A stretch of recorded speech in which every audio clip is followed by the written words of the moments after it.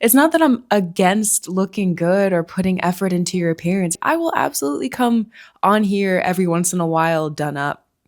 But I can't do that. It will not be sustainable for me if I feel like I have to do that every single time I'm in front of the camera. The narrative for Black women for so long is you have no worth unless you are servicing other people. All I want to do is be of service. However, trying to derive my worth and my understanding of myself from how I'm able to service other people is not the paradigm I want to live under. Something about me that I've always loved and respected is that I cannot make myself suffer for longer than I have to. I will not do it. I will leave. I will leave. I will walk away. I know that so many people derive their sense of worth by how other people value their labor. And I'm turning that on its head and I'm saying, no. Oh shit, I'm getting blown out again. What if I just turn it a little bit? But for right now, I'm helping myself. I no longer seek validation from the world. I seek liberation. I seek growth. I seek to break every single glass ceiling that I have for myself. And I plan to do that in front of all of you. I'm embarrassed of who I was yesterday. Never mind a year ago, never mind 3 years ago, or maybe 4 years ago now, when I decided to make this YouTube channel. I'm embarrassed of so many of my videos. And that has stopped me from putting things out there, because I'm like, every single time I put something out there, like, I'm embarrassed of it. I don't like it. I think like my thoughts change, my perspective changes, my feelings change, I change. I don't feel comfortable sharing my growth process with everyone. I want to hide it. And I'm realizing that right there, that's where the juice is. It's like witnessing somebody's growth, somebody's evolution is really, really helpful. That is something helpful to do for people. Because there are a lot of YouTubers out there who have platforms giving value from a very specific perspective. And they say, I know how to give you this. I know how to teach you how to do self-care. And they come from this place of, I have this thing that you want, and that works. And so I looked at that structure of like, I have this and I'm going to teach you how to do this. And I was like, that's what I have to do and be. But that platform of I know this is always changing. It's always evolving for me. And I realize that I don't really know shit. I know some things. I do know some things. But there is something deep in my values that's just like, I can't tell people how to live their lives. I don't know what's best for other people. All I know is what works for me. And all I know is that I'm not alone. And I know that what works for me can work for other people. And that's what I have faith in. And that's what I trust in when I make these videos, is that somebody out there is just like me. But I'm no expert on things. All I have is my experience, my perspective, and my insight from my experiences. And that is the journey that I want to bring people on. And that is not like easily brandable. And because I'm not a YouTuber or really just like a business-minded person yet, I think I just have to keep going and making videos, and maybe that will become apparent later on.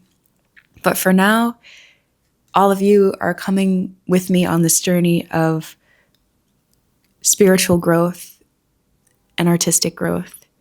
I'm no longer afraid of sharing my process with people in the context of I'm a growing, evolving human being, and I change very quickly. And I'm so committed to this process of evolving myself and becoming the best version of myself. Honestly, you guys, I feel like I've just peeked through a veil of depression for the first time in my life, like maybe a week ago, when I was just making a video journal with myself.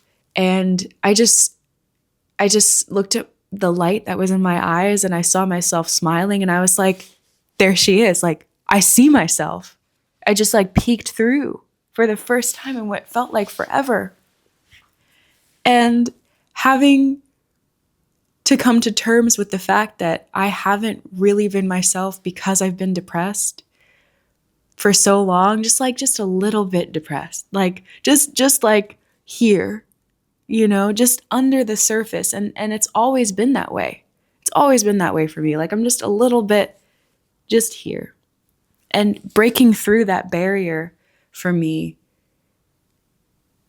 took dislodging of certain core beliefs that I internalized as a very young child who didn't know any better.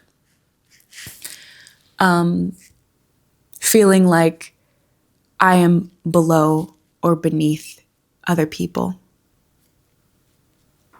That is what kept me depressed, was looking at my environment,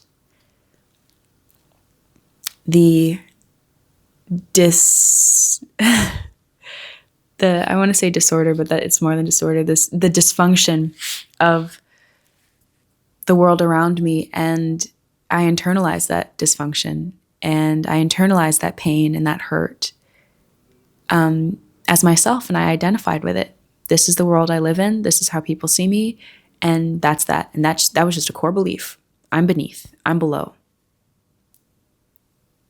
I have to prove myself to be a first-class citizen because I'm a second-class citizen. I have to prove my worth through being hot. I have to prove my worth through being excellent with my words. I can't mess up my expression. I have to be cool and calm and use bigger words in order for people to think that I'm smart, because people will not assume that I'm intelligent by looking at me. I have to prove to them that I'm intelligent. All of these things.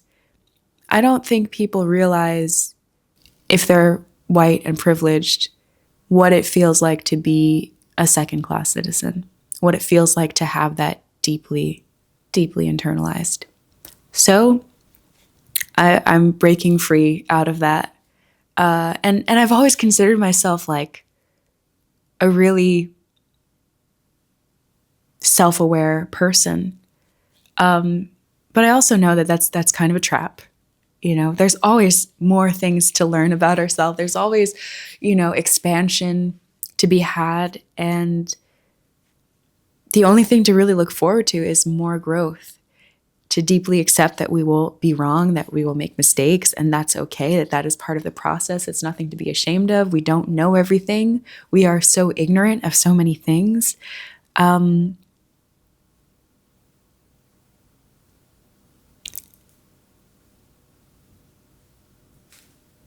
But as long as we can admit and accept that we've made a mistake, who cares? If we can commit to doing better, who cares? This other thing that I'm working through is realizing that I have internalized a perspective of the white man, the white male gaze, I've been calling it. I've been seeing my life and myself through the white male gaze. And now I'm really switching the dial over to the gaze of the Black woman. And that's not to homogenize Black women, because we all think differently, but it is to see myself through family, through deep understanding of my struggle, of my soul, of my ancestry, of my generational trauma, just to deeply understand where I'm coming from. And to see myself through deep understanding, rather than, I don't get it, she's not smart enough, her hair doesn't look good enough, her speech isn't good enough. But to just like see myself through my own eyes, really. Because I get me. At least I try to get me, and I do everything I can to understand me. I'm journaling. I'm arting. All to understand myself better because I love myself and I deserve understanding. And I deserve to be loved. And so I'm taking this time to focus on that. And I'm not sorry. I'm not sorry that the world doesn't get my service right now. They can peer in and look at me in this process, but I'm not sorry. Y'all can do what y'all want to do. But I am going to focus on me. And anybody who calls that selfish is wrong.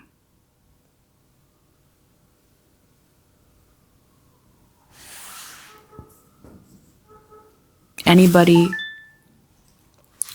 who calls a Black woman selfish for helping herself, focusing on herself, and doing what she needs to do to ground herself and build her self-esteem, that's wrong. That's about you.